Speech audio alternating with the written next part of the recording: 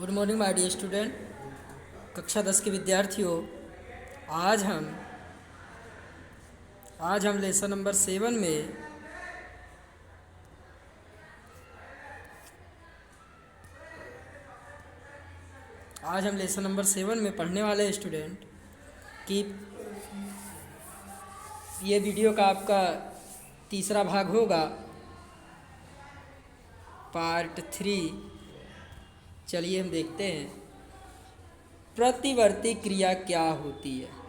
क्या देखना है आज हमें कि प्रतिवर्ती क्रिया क्या होती है। देखिए स्टूडेंट, पर्यावरण में किसी घटना की अनुक्रिया के फलस्वरूप अचानक हुई क्रिया की चर्चा करते हैं। यानी पर्यावरण में कोई घटना अचानक हो जाए, उसके फलस्वरूप हमारी क्या प्रतिक्रिया होगी, उसके बारे में यहाँ पर हम बात करते हैं। तो बहुधा प्रतिवर्त शब्द का प्रयोग करते हैं। हम कहते हैं मैं प्रतिवर्त स्वरूप बस से कूद गया। भाई बस से क्यों कूद गया? तो हो सकता है अचानक कहीं आग लगी हो और आपका आग में हाथ चला जाए, तो आप क्या करें? अपना हाथ क्या करेंगे? तुरंत पीछे खींचेंगे।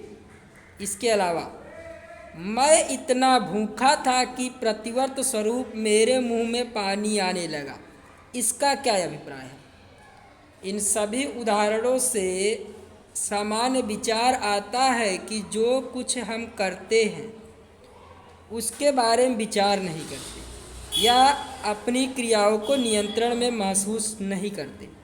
फिर भी ये वे स्थितियां हैं जहां हम अपने पर्यावरण में होने वाले परिवर्तनों के प्रति अनुक्रिया करते हैं।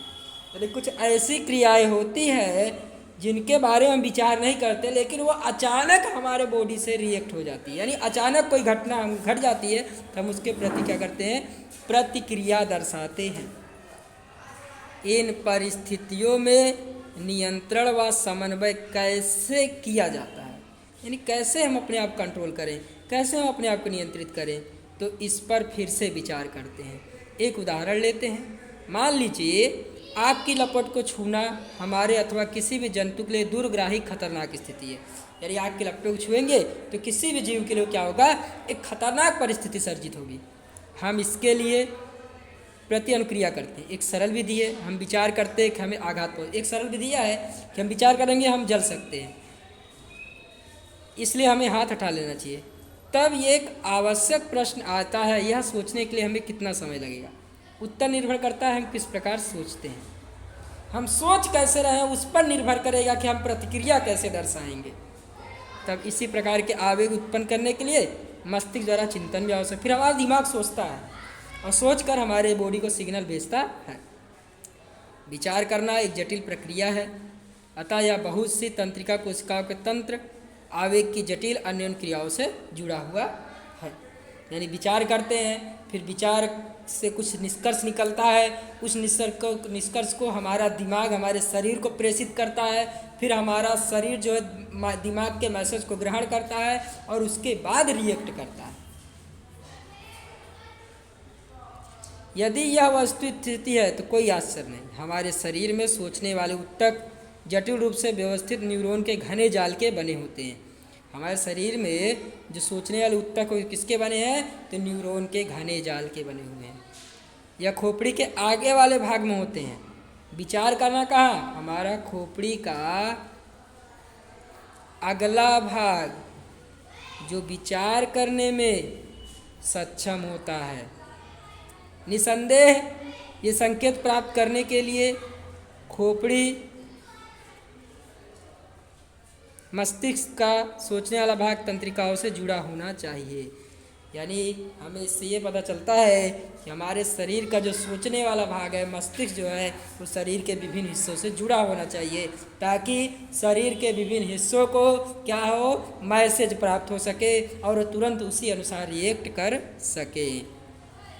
इसी के तहत यदि मस्तिष्क का यह भाग पेशियों को गति करने का आदेश देता है तो तंत्रिका इन शरीर को विभिन्न भागों तक पहुंचाने का कार्य करती है। यानी जैसे ही शरीर के मस्तिष्क वाले भाग ने हमें सूचना दी, हमारी पेशियाँ उसी प्रकार से काम करती है। ऊष्मा संवेदन के बारे में सोचने की अपेक्षा यदि जो तंत्रिका ऊष्मा का पता लगाती है उन्हें उन तंत्रों के साथ जोड़ा जाए जो पेशियों गति कराती है तो प्रक्रम आगम संकेतों का पता लगाने तथा तदनुसार निर्गम क्रिया करने का कार्य करता है या अतिशीघ्र पूरा होता है। यानी हम सोचने के बजाय हम उस कोशिका को मस्तिष्क से निर्देशित कर दें कि जो आग से हाथ हटाने का तुरंत काम करे, तो यह काम हमारा क्या होता है, तुरंत हो जाता है। और तुरंत यह काम हो जाए इसे हम कहेंगे प्रतिवर्ती चाप।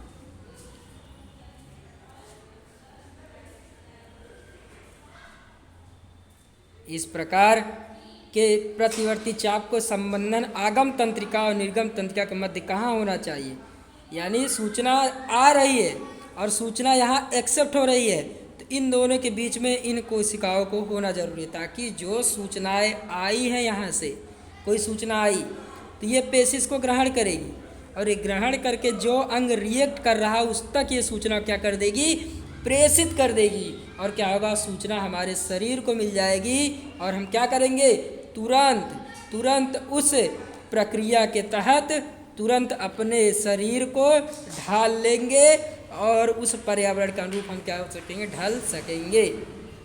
अधिकतर जंतुओं में प्रतिवर्ती चाप इसलिए विकसित हुआ है क्योंकि इनके मस्तिष्क के सोचने का प्रक्रम बहुत तेज नहीं। यानी प्रतिवर्ती चाप कब विकसित होता है, जब किसी सोचने वाले की क्षमता किसी जीव में कम हो। सोचने की क्षमता